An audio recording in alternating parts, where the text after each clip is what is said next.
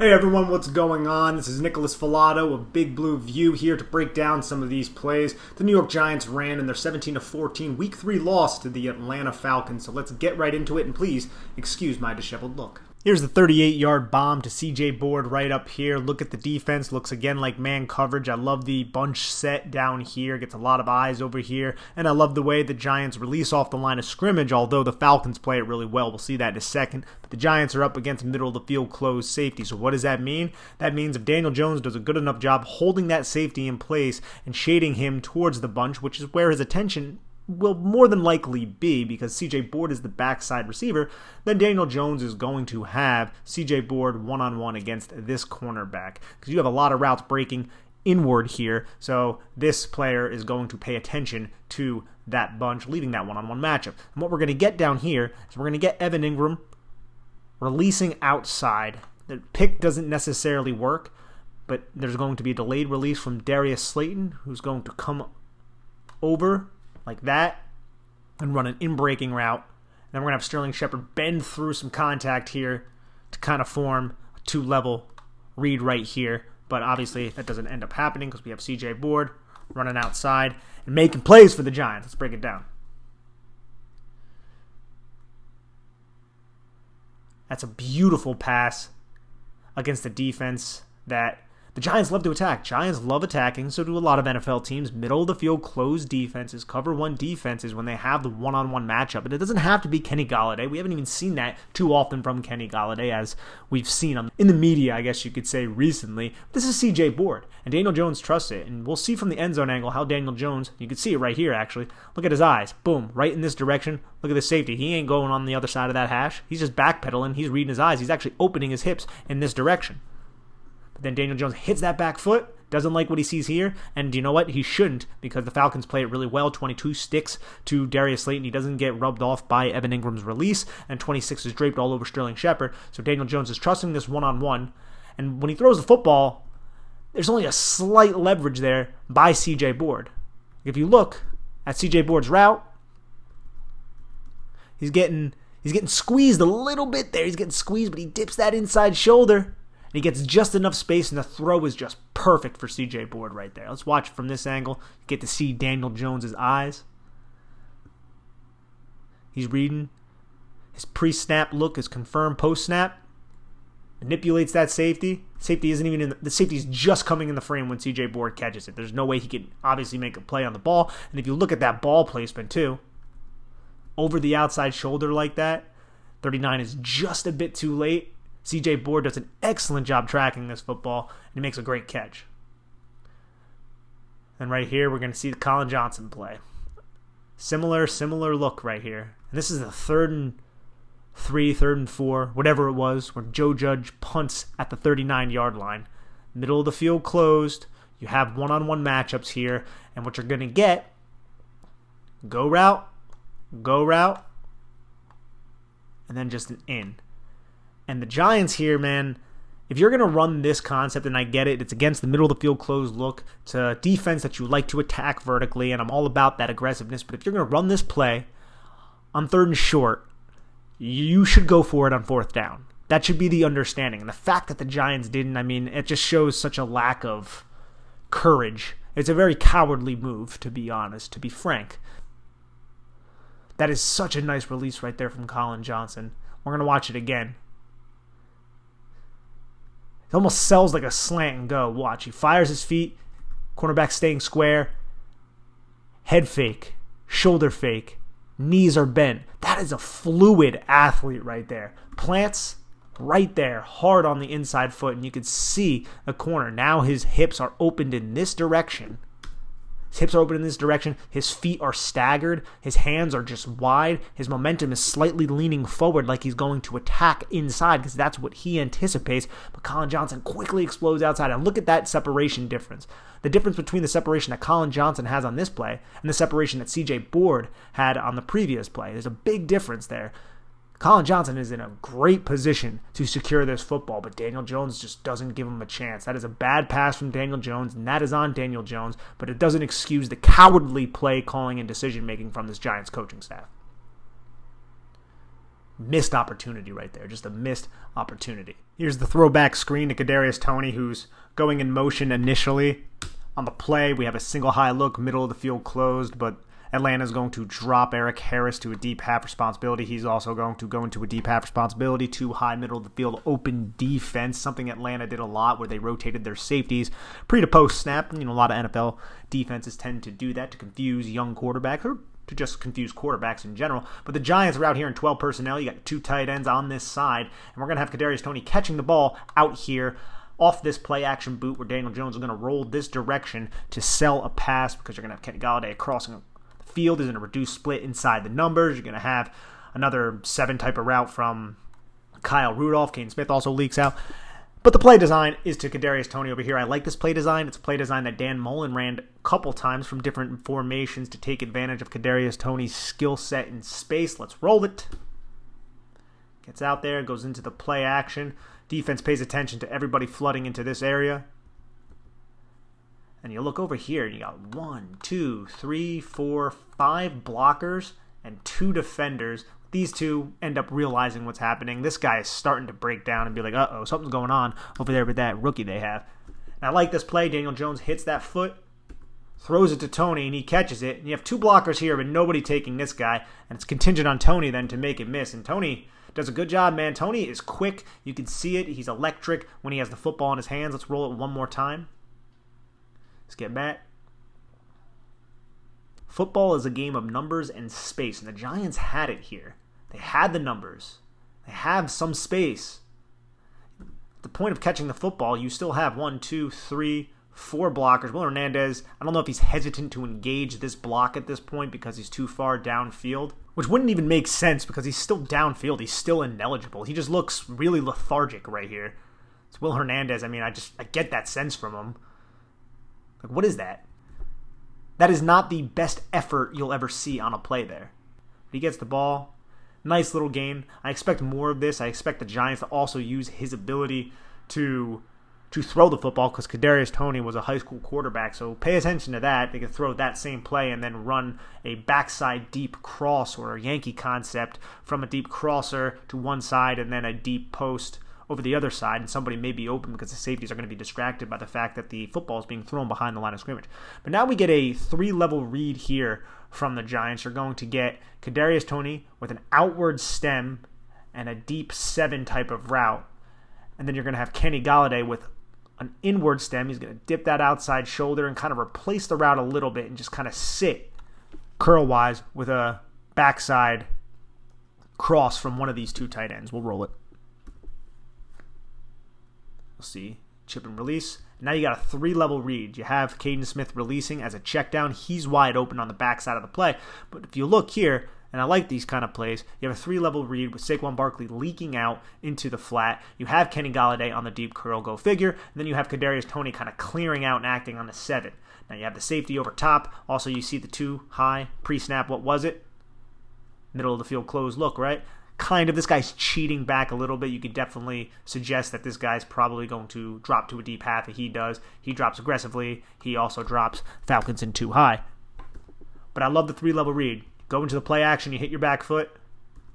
Put these defenders in conflict. These defenders have to make a decision. This guy's attention is on Saquon Barkley. His attention also on Saquon Barkley. Kenny Golladay kind of finds the void in the zone there. Sits down. You have him who bit on the play action, roboting to find any type of crosser, and then nobody's paying attention to Caden Smith down here. So you have 3 options.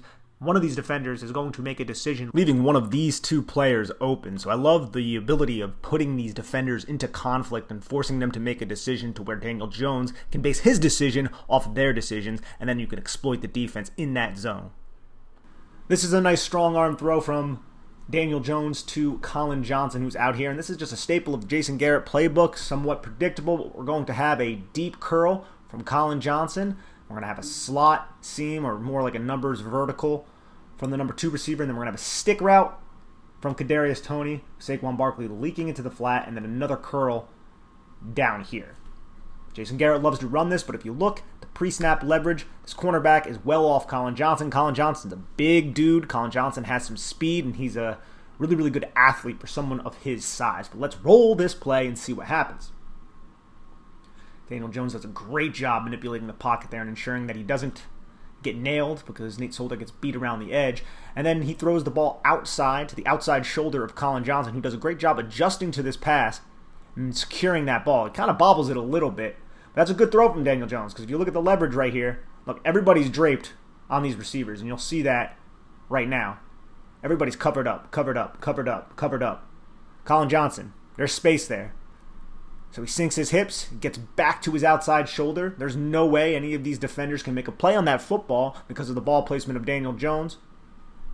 Good catch by Colin Johnson. And then let's look at the pocket manipulation by Daniel Jones. He hits that back foot, gets his eyes to his pre-snap look, the leverage that he liked based on the play call, because it was a curl and there was space between Colin Johnson and number 39 right here. And then you got Nate Solder coming around the edge. He hits that back foot.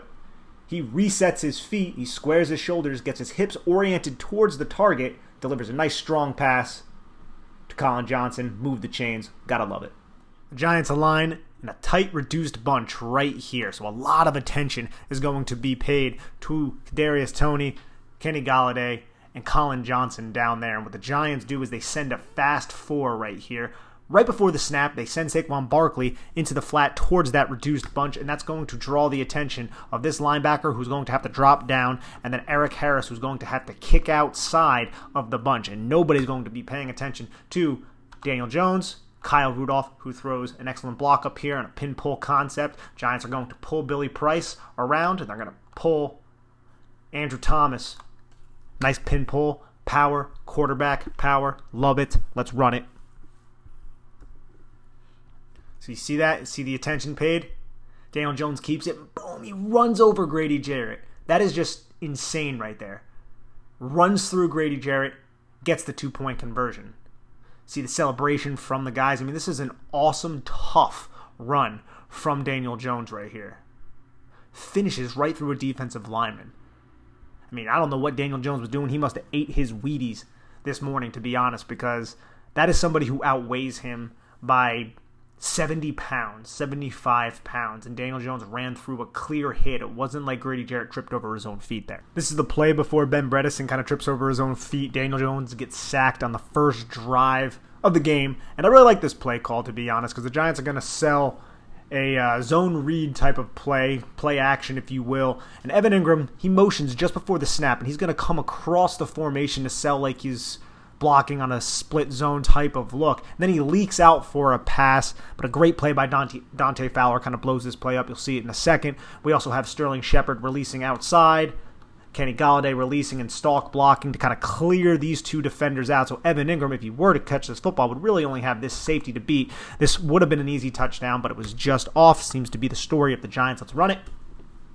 See, goes in. He reads this defender. Andrew Thomas chips him.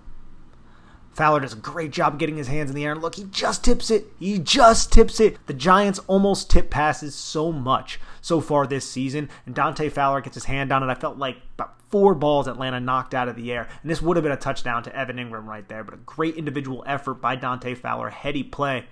And but look at that. If Evan Ingram catches this football, and he knows it too, catches this football, he turns.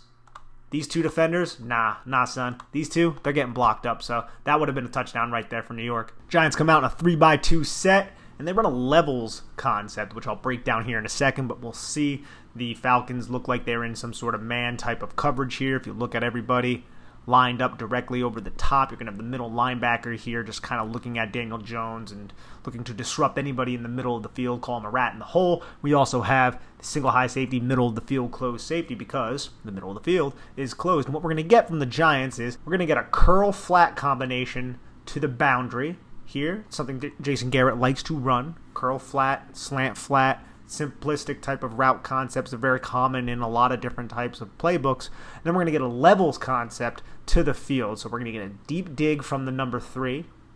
Might not be that deep, but you know I'm not an artist. And then double ins from the number 2 and the number 1. Let's roll the play. See man coverage across the board. Daniel Jones finds Kenny Golladay on the curl.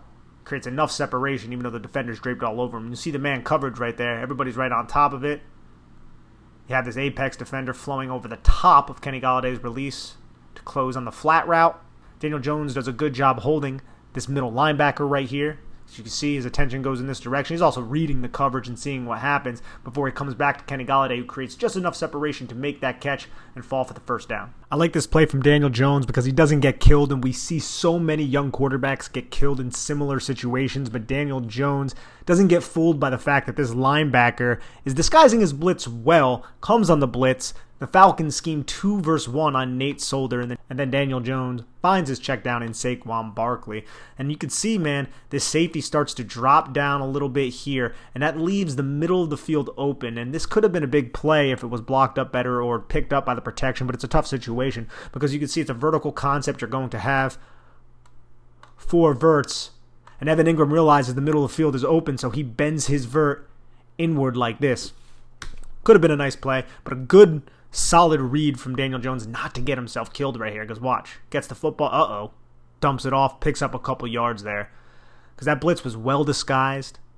You get 2 versus 1. Nate Solder actually does a good job eliminating the most dangerous threat. You always eliminate the inside guy rather than the outside guy because this is a much quicker path to the quarterback than this. Even though it's, almost the same. You can see, though, if that was blocked up somehow, which, I'm not blaming the Giants' protection necessarily. Maybe pre-snap something could have been done, but it was really, really just a good play by Atlanta. Evan Ingram bending this. He's got a good amount of space right there because you have both of these players bailing deep path. But good job by Daniel Jones not to get himself killed. So I just wanted to highlight that play, and we'll watch it from the end zone angle as well. Dean Pease also does a really good job setting up this blitz to really scheme Nate Solder 2v1 because you have this 3 technique right here on Will Hernandez. He's going to slant inside. This 1 technique right here, 2 eye shade, I should probably say, also slants inside. That's going to draw the attention of the center. Will Hernandez is going to have to take on this, and if Saquon Barkley's not in the protection, which he is not, then Nate Solder has both of these players coming. And you'll see that right here. Watch Daniel Jones. He realizes it really quickly. See, 2v1. Solder's like, okay, I'll go after 45, but good luck, Daniel. And Daniel Jones is like, get rid of that football. Pick up a couple yards, take what you can get. Really love the fact that he was able to do that. Thank you, everyone, for tuning in to this Big Blue View YouTube review on the Giants offense from that Week 3 loss to the Atlanta Falcons. Pastures may not be getting greener, to be honest with you, with these New York Giants having to play the Saints next week, and then Dallas. You also have the Panthers, the Raiders, the Buccaneers. After the bye week, the Chiefs. On the upcoming schedule, it's pretty difficult when you look forward, but we're hoping the Giants can kind of pull it together and show some aspiring signs. This video was a lot of positive, not as much negative. There are a lot of things this offense needs to clean up, despite the fact that they're dealing with a lot of injuries. Let's hope that they can get on track against the Saints. It's going to be a really, really tough matchup for that offensive line against this defensive front. So, thank you so much for tuning in. Again, this is Big Blue View. Nick Filato signing off. Peace.